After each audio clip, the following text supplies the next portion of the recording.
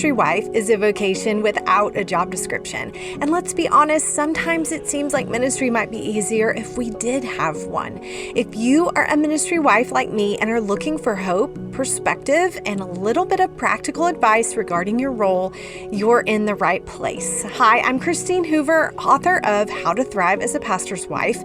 Welcome to the Ministry Wives Podcast, a production of the North American Mission Board. Join me as we hear from women in various ministry contexts, having authentic conversations about our shared joys and challenges, even the ones we're unsure we can talk about. No topic is off limits. My guest today is Carla Sibley. Carla has been married to Carlos for 33 years, and they live in Watkinsville, Georgia, where Carlos has pastored Watkinsville First Baptist for 23 years. Carlos and Carla have 5 children, ranging in age from 19 to 30, and they have one granddaughter that Carla describes as perfect. Carla joins me today on the podcast to talk about the silent but deadly sin that we all face at one point or another in ministry, comparison and competition. I asked Carla about how she's seen comparison and competition rise up in her own heart, how she responds when she identifies those things in herself, and what wisdom she would offer us as we fight these terrible sins. Here, friends, is my conversation with Carla Sibley. Well, I'm super excited to get to know and to introduce to my listeners, Carla Sibley. Hi, Carla. Hello. I wish you said more because we could hear that little Georgia accent coming out. We're going to get to hear it. You're going to get a lot of it. Yeah. Yes. Where do you live in Georgia? We live in Watkinsville, Georgia. It is sometimes referred to as the bedroom community of Athens, Georgia, where the University of Georgia is. Go Dogs. But it is actually its own place. It's become well known in our state because we have really great schools. But it is a tiny little town. Yeah. So You said you have really great schools. Is that what you said? Yes. Our school system is extremely strong. Usually number one in the state in testing scores. So. Oh my! Well, everybody's going to move to Watkinsville, Georgia now. They are. They're coming in droves. Yeah. It's a sweet place to live. It's a very Mayberry-ish, even though it has grown exponentially even since we've been here. It still is a really sweet place to live. So we love it. Did you grow up in Georgia? No. I'm an Alabamian by birth. Oh. So I lived the first half of my life in Alabama, and I went to school there, met my husband in school, and then married. He went to seminary in West Tennessee, and then our first pastorate was in East Tennessee. So we've covered the state of Tennessee, east to west. And then we've been here 20 years. Wow. 23 years. So. Wow. Okay, so I said the Georgia accent, but maybe you have picked up along the way. You have Alabama, you have Tennessee, and you have Georgia, maybe? Yeah, probably all three. Yeah, a good mixture. Yeah. East Tennessee was definitely more distinct. And here in Georgia, we distinguish between upper Georgia and lower Georgia. Below the gnat line, they have their own way of saying everything. So that's down in South Georgia. So. Okay. Well, I'm not familiar. I have things to learn, I guess. Well, tell me about y'all's context of where you're serving and what is your husband's role and what do you enjoy doing at the church? Okay. Our context, I kind of told you a little bit about that. If you turn left out of our church parking lot, you will run into neighborhood after neighborhood after neighborhood after neighborhood of young families. We have lots and lots and lots of young families who come to this area for our school system. And then if you turn right out of our parking lot, in 10 minutes, you'll be in the center of campus at UGA. So 35,000 plus college students, that direction. And so our church, to me, is a really good mix of those two. Probably more families than students, but still a really large student contingency. And then a lot of young families. I love it. It's really a neat thing, really a neat place to live. Unique. Mm-hmm. I love that. Yeah, it's really great. We love the mix. We love And it's funny because the older people older than me, the older people come to our church because they love the life that the younger ones bring. So Yeah. it's really, really a sweet spot. Yeah. And your husband's the lead pastor, correct? He's lead pastor. He's been a senior pastor since he graduated from seminary. Oh, wow. So at 25, he became the pastor of a church, and that was something. Yeah. And really just did not know anything. I just felt really lost. And so he pastored his first church for 8 years, and then here for 23. We've been blessed to only be in two places. We're kind of a bloom where you're planted kind of place, and people. Those are the kind of people we are. We love to just get to know the people and just sink in deep, and we've been able to do that. We're so grateful for that. Yeah. That's Only great. having two churches has been really, really a blessing. Yeah. That's great. For me, what do I love doing in the church? Well, I've done a lot of things in the church, not all things that I really loved. I love the church. Yes. I love the church. I love the Lord, so I love his church. So because of that, I've served in a lot of different areas. We went to our first church, and we were it. He was the only pastoral staff. And you're nodding your head, so I'm assuming you know what that's like. Most pastors' wives have been there at some point in their tenure. For us, it was right off the gate, and we were it. And so we were doing VBS. We were. I started a ladies' ministry, a men's ministry. He started. Everything that happened, we kind of started it there in a way. There was a great group of people. There were only about 120 people there when we got there, and as I said, no other pastoral staff. And so it was a lot. So we did everything. Yep. I did all kinds of things that I didn't know I could do. Yeah. I didn't play the piano, but I did everything else. Yeah. But it was wonderful, and we learned a lot. By the time we left that church, it was much larger. So we had other help, and I wasn't doing quite as many things. I was working more in ladies' ministry. I was also having babies. Mm-hmm. And then moved to Georgia, and we started all over. So we left a church of about 400 by that time to come back to another church of 120. So it's like we started right back over again. And so once again, he was the only pastoral staff. And so we started over, kind of learning to do what needed to be done. Yeah. Well, you mentioned, I'm sorry. Go ahead. Well, I was just going to say, you mentioned starting out and not knowing what you were doing. And I think that is when, for me, I started looking around at that same thing. I felt the same thing. Like, I don't know what I'm doing. And so I know these other pastors' wives in the community. And so I looked around and I saw what they were doing. And I thought, okay, I'm going to do that. Like, I'm going to imitate them. Which isn't necessarily a bad thing. Like, I learned a lot from them. But one of the things that I started recognizing in myself during those early years, especially, was sinful comparison. I look at them and I think, well, and first of all, these women were much more experienced. I mean, they had so many more years under their belt. I don't know why I thought I could compare apples to apples, but I would compare and I would think, oh, I need to, like, I'm not good enough, or even sometimes maybe, well, I'm doing it better than them. Maybe I know, and so there's sinful comparison that started to creep up. Have you ever experienced that in ministry? And if so, can you just rolled your eyes, although nobody can see it, but I saw it. I can see that. Thank goodness. Yeah. Have you ever struggled with that? And if so, can you tell us a little bit about that?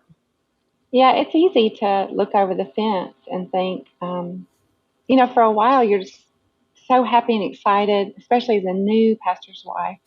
I'm speaking 30 years plus back to that young girl who was, you're looking around, you're so excited to be in our church. Like, we finally had our church. And that was a thrill, a minute. And but then it doesn't take very long for that thing you just talked about. You look over the fence and you're like, well, look what they're doing over there. Why don't we do that? Or, why can't I do that? Or I can be like her. I mean, she's doing, as you said, we began to look at women who, especially, are way down the road from us. I had a couple of mentors they might not have even realized they were mentoring me, but they were. And I had a couple of those and followed them and thought, oh gosh, she's doing this. And then I'd come back to my church and think, well, she has a really large budget. There were just so many things I was limited by, and that could lead to frustration, feeling bad about where I was, a lot of things. And honestly, this is 30 years later. I can still see how that could creep in. Like I recognize it now when it comes in, and I know the end result of that discontent that it breeds, that ingratitude, and even bitterness that can work its way into your heart before you even know it. So now I recognize it quicker and nip it in the bud a lot quicker. I have certain steps, I guess you could say, that I just kind of do in my heart and my mind, and we can talk about that in a little bit. But just Yes. things that I kind of now automatically go to that I didn't know then. I didn't even recognize what I was doing then. And so my heart really goes out to younger pastors' wives. I never want them to even look at me and think she's got it all together and look at her church as this and doing this. And of course she can do that and she gets to travel. And because those are the feelings I used to have, for women that were ahead of me, been doing it longer than I had. Yeah. So I get that. I get it. Yeah. Well, can you tell us about, you said you've learned to recognize it quicker now. What should we be looking for where we know that something is turning, maybe, like a little more sinister comparison? I think that really just notice what you're talking about. If I'm saying things like, well, hon, why don't we, especially to my husband, why don't we do this? Why don't? If you're starting it off with why don't we, that's a really good clue that you've kind of stepped into a little bit of comparison, That's which good. has led to discontent and ingratitude. And I think those are just watching your words, your feelings. Do you find yourself sitting in a service or going to an event and criticizing instead of recognizing all the really good? Are you just noticing all the details? Some of us are really detail oriented, and we do that in every situation that can cross over into sinful. So it's like you have to just know yourself. I know that I'm detail oriented. And so I know going in that I can notice every little thing, the lighting, the sound, the music, that song. Did she quote that scripture correctly? This, that, I can just pick it to pieces if I want to. So I know that about myself. So the minute I feel that coming on, I just shut it down. I'm like, who am I? Who am I to judge my sister? And just begin to remind myself how wonderful, this is that this event that I'm at. Oh, this is wonderful. Oh, what is the Lord going to say to me here? And just catching it quicker and stopping it. Yeah. You mentioned that you kind of have something you talk yourself through. Can you Yeah, lead us through yeah. that? It's funny. I jotted those down because I was thinking about that earlier. Um, I kind of have a couple little things that I do. One is to stop looking around. And by looking around, I mean that world that has been a part of the latter part of my time in ministry, and that is the social media aspect of looking, scrolling. I'm not on that many things. I'm on Instagram. I'm on Facebook. However, I'm not actually on Facebook. I post to Facebook, but I rarely get on Facebook. Every once in a while, somebody will say, "Hey, I messaged you," and I'm like, text me or call me. Don't Yes. message me. I'm not going to get it. I hate that because I just can't handle I know how much I can handle. Yeah. I have a limit on Facebook, a 15-minute limit. I mean, not on Facebook, on Instagram. I have a limit that I set, a 15-minute, because I know myself. If I go too far into looking at all the wonderful things that everybody's doing, I'll step over that line. And I just know that about myself, so I have to limit myself. So stop looking around is the first thing. And then, so that's the negative part of what I do. I say, okay, you got to shut some things down. And then I really have to hone in on these things. And that's the first thing, is to focus on Jesus. Going back, reminding myself that thing that we do daily, of just reminding ourselves of the grace we have stepped into, of what was done for me in my place. I'm sorry, I know my voice is going.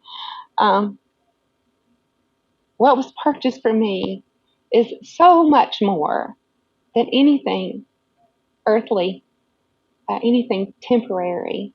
And so I don't have to cling to those things I think I need or want, or the accomplishments, the recognition. I just don't have to have it. But sometimes we forget that we don't have to have it. And so I just look to Jesus, spend more time in the Word, spend more time thinking on Him, listening to things that will draw my heart to Him. So it's a negative of shutting out the world. It's a positive of focusing on Jesus. And then the other thing is to look around, not look around, look with gratitude at where He has placed me. Yeah. So once I look to Him and am reminded of all of that, all that was granted me in Him, then I can look where I am and be like, oh my goodness, this is a wonderful place. And I begin to see with new eyes, with grateful eyes, everything around me, and just begin to assess, okay, Lord, you've put me here. Show me what you see. Help me love the way you love. Show me where you can use me here. And so that's kind of it's putting on blinders. And it's I don't always live there, but there are times in my life when I can tell I'm stepping into that water of discontent. And I just, that these are the things that pull me back. I just know I need to shut down that outside world for just a little bit. I need to focus on Jesus, and then I need to open my eyes afresh to where I am. Yes, that's so good, because when we do that, we realize there's so much opportunity. There's more than enough opportunity right where I am. And if I'm, a lot of times I will also sometimes I will follow that train of thought all the way to the end. So, okay, let's say I do get that thing that person has that I would like, or, let's say I do whatever it is that I think would be best for me that the Lord hasn't given me. And then I think about, well, that woman down the street that I'm comparing myself, or that church that I'm comparing myself to, our church, they also have issues, problems, struggles. That doesn't mean that all of a sudden I'm going to be just swimming in rainbows and ponies if I get those things. And so it's not for sure. Yeah. And so when I think about it like that, it helps me to see kind of the end, that I'm not going to be satisfied. Then there'll always be something else. And so my contentment, I think of Psalm 23, and the Lord is my shepherd, I shall not want. My contentment is within the boundaries He has laid for me. And so that is truly life and abundance. And that's what He's called me to. And so if I can kind of talk myself, like, go down that trail, but then find it's not, in the end, that's not actually what I want. I really do want Jesus, and I want to be where He has me, because that's where contentment is. Right. And you touched on that, your perception of what another person's life is like is never correct. It's never full. You don't know that whole person's life. Years ago, so for 15 years, I did Bible studies in my home on Wednesday nights for just college women, because that part of our church began to grow. And so I moved from working in one area to working with college students. And so I would go to college Sunday school, be in college Bible studies, and then I led a Bible study. 15 years of girls coming through my home, and it would be as few as 10 and as many as 65. I don't know. It was a lot. Do not have a large home. So it was not a lot of space, and they were crammed in and sitting on top of each other and sitting in the hall. And it was I beautiful. love that. Because we would open the Word and we'd just dig in every week, and we'd share our hearts, and I shared my life with them. And now they're scattered all around the globe. And I'll get calls from girls who were here 20 years ago, and just,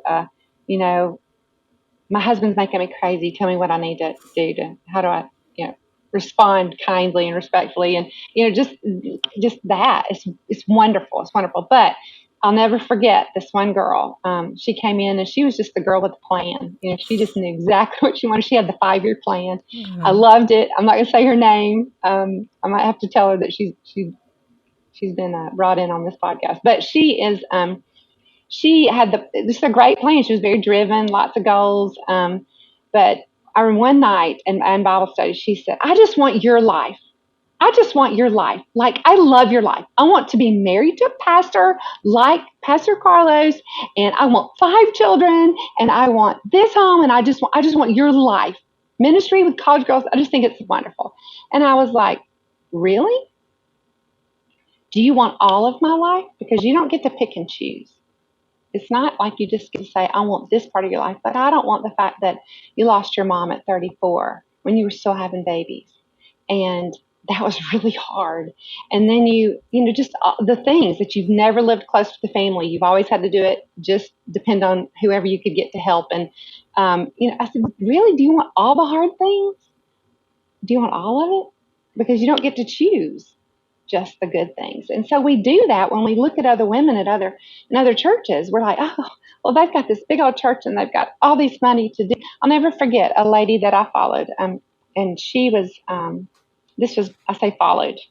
This was before social media. So I followed her because I knew her. I actually knew the person. Yeah. And so, in a mega church, and I was in Little B church, and they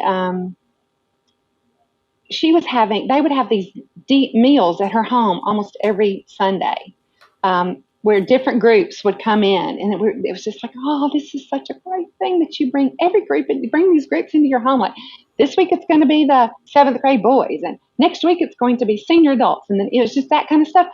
And then I found out that the church had her house cleaned for her, and then all the meals were catered. And I was like, oh. Yeah. Okay, well, that's a whole different thing. And, so it was like, I can't compare that. These are not comparisons. So, anyway, well, like you said, you don't perception. Yeah, that brings up a good point, because I think one of the things that's really helped me in this area, I mentioned that this was more of a struggle when I was younger, because I was brand new to ministry. I didn't know myself. I didn't know to look at certain things like the context I'm in, as you mentioned, the church that I'm in, the financial situation, the budget, if you're having babies, I had a child with special needs, like all of these things they impact what we're able to do and what we are good at and gifted to do. So I wasn't looking at that saying, what has God specifically gifted me to do? And what context has he had me in to use those gifts? I'm looking at other women who have different gifts and different contexts and trying to make that fit into mine. And so it just that's not the way God made it to be, right? And so I would love for you to talk about how you have figured those things out for yourself, as far as, this is who I am. This is what I'm going to give my time to. I'm not going to try to imitate so-and-so down the road, even though they're doing good things. How did you figure that out? I'm probably the least capable to answer this question, but I'll give it a go. I am not, one of the things that some of the women around here tease me about is I'm not very self-aware. I need to be more so. I tend to forget myself in public. And so, because I get so excited to be around people and things, and I want to talk to everybody in the room, and I want to have long conversations with each person, and just all the things. So I'm not super aware of what people might think about me. Like once I get in the room, it's about them. And so I forget about me, and I might border on ridiculous most of the time, maybe even step over the line of ridiculous. And so I'm not super aware of where I'm gifted and where I'm not. I do know that I've walked with Christ for a long time. And I think that just that we grow in an understanding of Him, and then in turn, we grow in an understanding of what He put us here for over time. Like I think you said that. It's like I look back at the younger me, I think I had an inflated view of both my giftings and my failings back then. Because I was just in this search for significance, trying to find my place in the world. And then the longer you walk with Christ, that long obedience in the same direction. Thank you, Eugene Mm-hmm. Peterson. Just it kind of gives you this realization that there are some areas where I might be strong. Like I love teaching, I loved doing it, and then when you begin to get some people in your life that say, "Hey, I love that. That was really helpful when you did this," or "I learned a lot when you taught," and the more you do it, then you recognize, okay, that might be an area that I'm strong. And so I need to develop that. How can I learn to be better at that? Who can I talk to help me with that? There are so many resources now. I mean, so many of our seminaries, our Mm-hmm. Southern Baptist seminaries, are offering classes to wives really cheap, and some of them are free, just to help, just to say, Mm-hmm. hey, here's how to teach the Bible. Here's an Old Testament survey. It's just, we have so many resources now. But that's one thing, is just recognizing little areas where others have affirmed, and where you actually love doing it. So that's wonderful when you start to recognize those areas and you really want to develop that to help the kingdom. But then also just being willing to work even in areas where you're not especially gifted. I am not a children's person. I like to teach adults. Yes, I had 5 children, and yes, I did homeschool them for a long time, but that's different. And but I never really was that person who said, I'll go teach in the children's department. I'll go hold babies. Yes, I'll give my week at VBS. I'll teach at VBS. But that, because I could focus in and just give all my energy to just doing this class for VBS. But then an opening came up 3 years ago, and I knew I was free. I just finished teaching course, and I wasn't teaching a course that semester. And our children's pastor, I was like, you need any help over there? And he was like, actually, yes, I need someone in kindergarten, boys and girls, for the first hour. So I started doing that, and I was like, okay, I'll do it.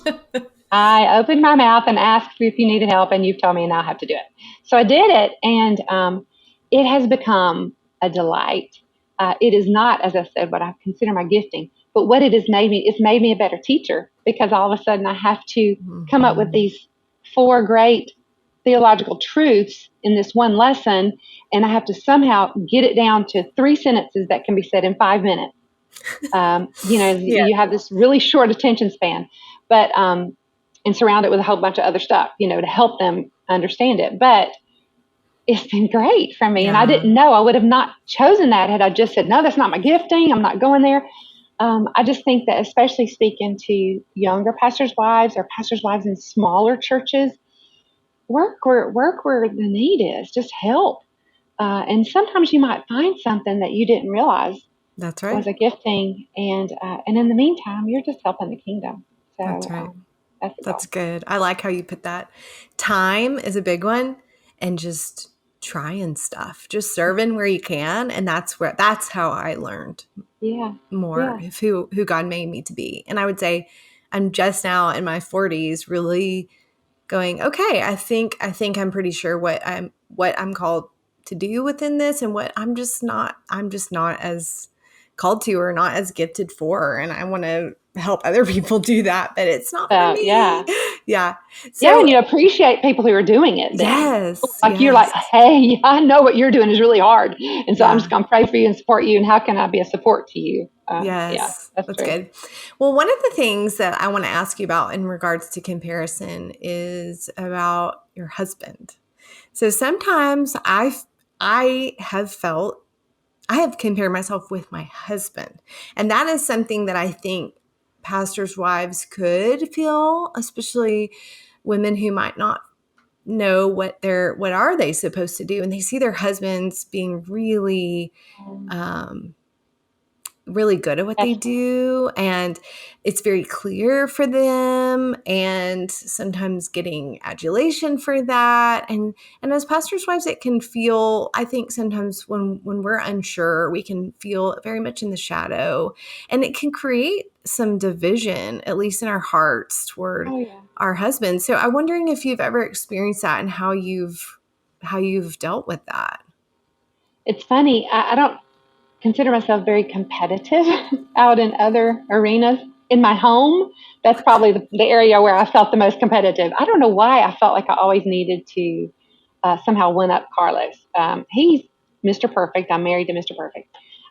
He's kind, thoughtful, very gifted, um, so much smarter than people even know he is because he's real humble. He doesn't come across as the smart guy.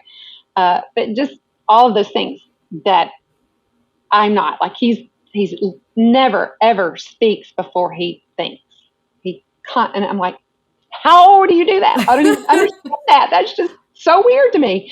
Because I'm married to Mr. Perfect, I was always trying to prove that somehow I was just as good as Mr. Perfect.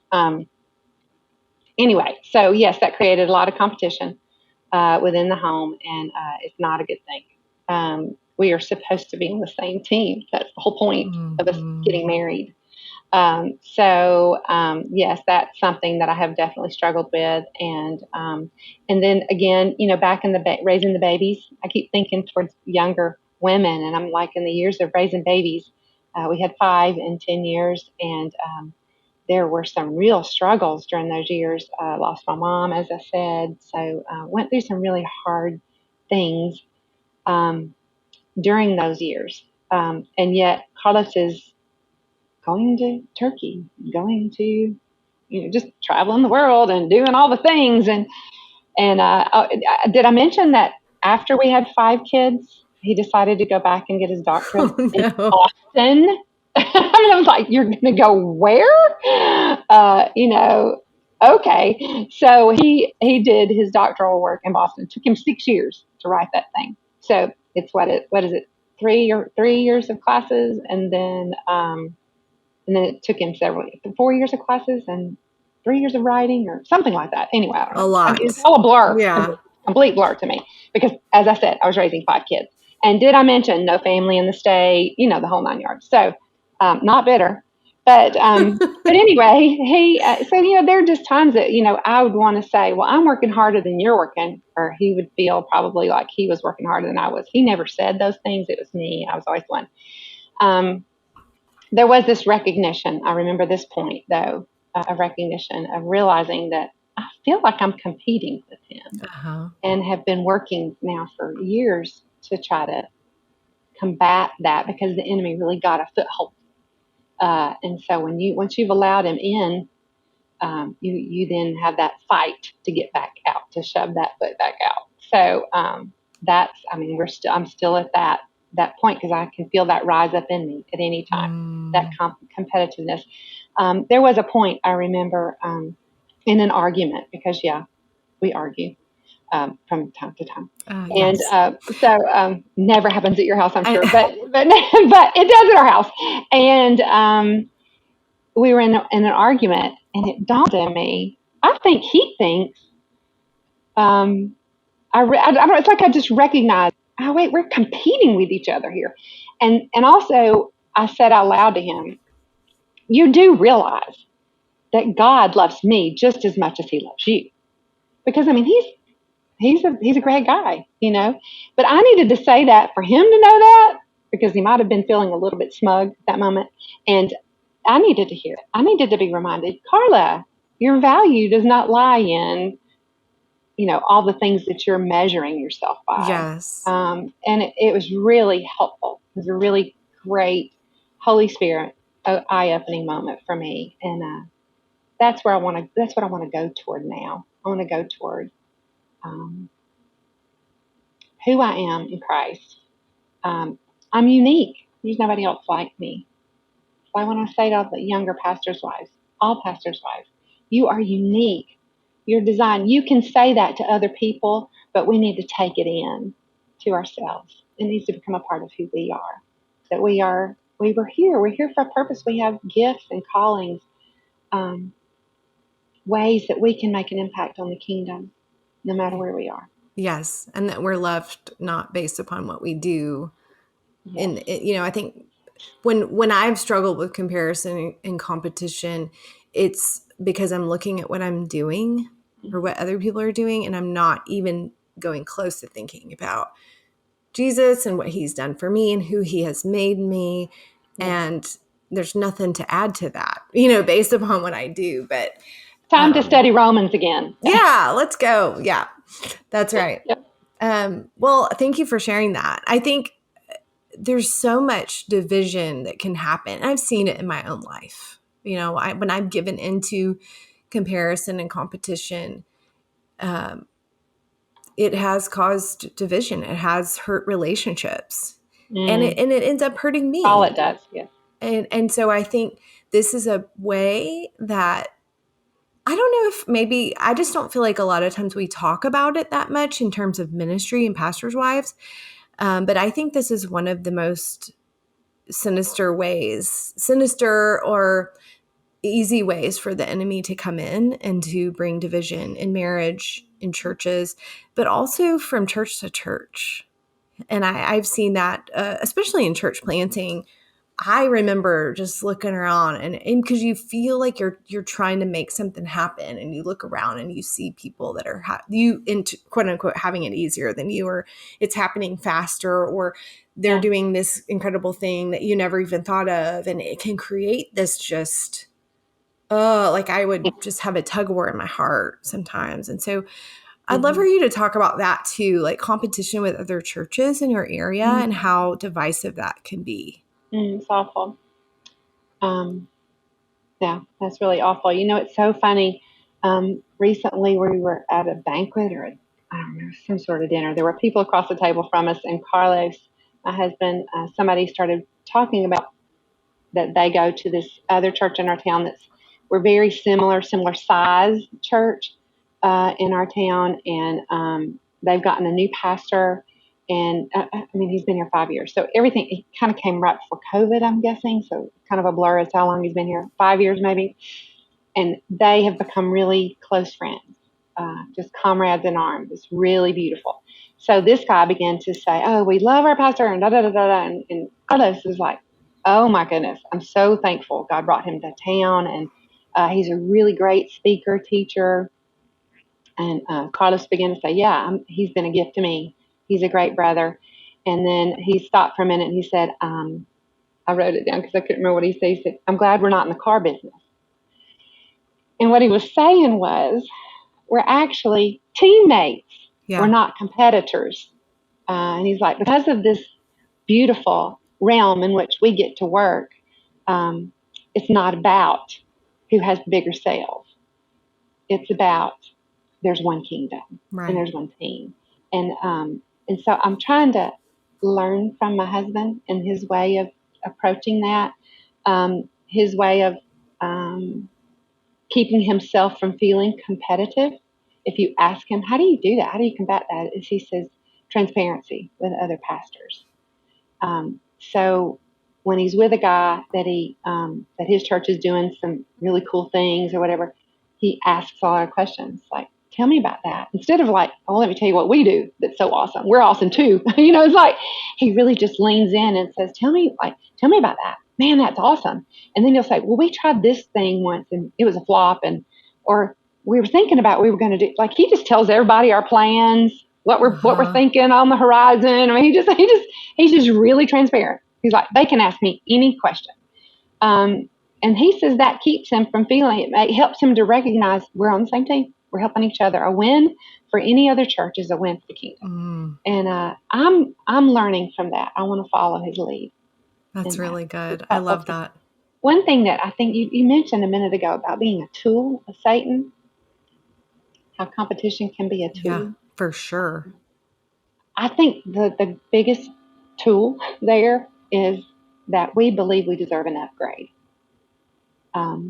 Why is it that we believe we deserve an upgrade? Why are we always looking at the one who's doing it bigger and better than we are and think that we need that, we deserve that, as opposed to looking at the young woman who's serving in Timbuktu, who's serving in small town, small church, low budget, all the things, and instead of looking to her and thinking she deserves what we have. You know what I'm saying? It's like we always consider ourselves as in deserving an upgrade. Years ago, we were on a mission tour to Guatemala City, working deep in the city, in the worst area, where people are living in shanties, thousands upon thousands in shanties. And I was able to go into the home of one family, and the mom had 5 children and similar ages to my children. And she had a dirt floor and one light bulb hanging down and one potty. And she was doing it. She was just doing it. She's keeping children alive. She's feeding them. She's caring for them. She loved the Lord, and she was teaching them about Jesus. And I was like, oh my gosh, how did she get there? And I'm here. I didn't choose where I was born, nor did she. Why do I think I deserve an upgrade? Why don't I have what she has? And so that picture has played out in my mind 1,000 times in the past 30 years of just, why do I think I deserve an upgrade? Mm-hmm. So I think that's something we need to constantly say to ourselves when the enemy comes in with that thought. Don't you wish you had what she had? Don't you wish your church could do what her church does? Don't you wish your husband was like her husband? What you think her husband is like? Especially in this day and age of presenting the best picture to the whole world all the time. Things are not always what they seem. And so, just not thinking that we deserve the upgrade. Yeah, that's so good. Well, for women out there who are listening and they're going, oh, like there is this in me. And I would say it's in all of us. This is in me. You're saying this is in you.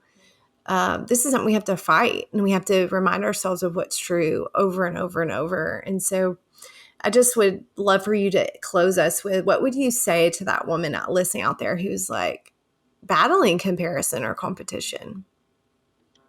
I think it's make a decision.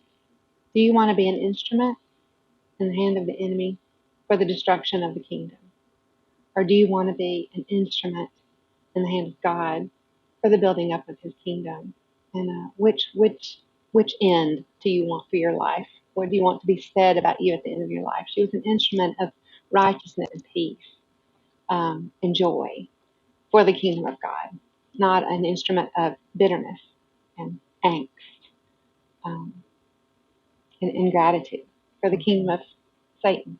Mm-hmm. So it's a decision that we make really every single time the thought pops in our head, or we just have to decide right then, oh, Lord, forgive me, repent of that and turn from it. And continually, and the more we do it, the better we'll get at it. The more we exercise that muscle of gratitude and humility, the more we'll be able to do this. It'll come quicker each time. Yeah. Study Romans. He proved his own love for us, and that while we were still sinners, Christ died for us. Remind yourself, it wasn't anything lovely in you that drew him to you. It was his love for me that pushed him toward me. And that's enough. That's enough to remind me, oh my goodness, I've got a job to do. Mm-hmm. I've got a wonderful person to serve. Yes. And just keep reminding ourselves that maybe I make notes and stick them on my mirrors to remind me of just these thoughts, because I know, the moment you open your eyes in the morning, the enemy is on you. And, to my dear sisters, he wants us. He wants us. If he can get to us, he's got the pastor. He's got the pastor's kids. He's got the deacons. He's got your elders and leadership team. He's got everybody. If he can get you, he can crumble a lot of people. So don't let him have it. Don't be a tool in his hand. That's so good. Thank you, Carla, for sharing with us. You are so welcome. It's a delight to meet you. Thanks for listening to the Ministry Wives podcast, a production of the North American Mission Board. I would love to hear from you. We are creating an episode full of our listeners' funniest or most embarrassing moments in ministry. Record and send your story to me at the link in the show notes. And don't forget, if you found this content helpful, please rate and review us on your podcast platform or share it with a friend. You can find this podcast and other helpful resources at ministrywivespodcast.com.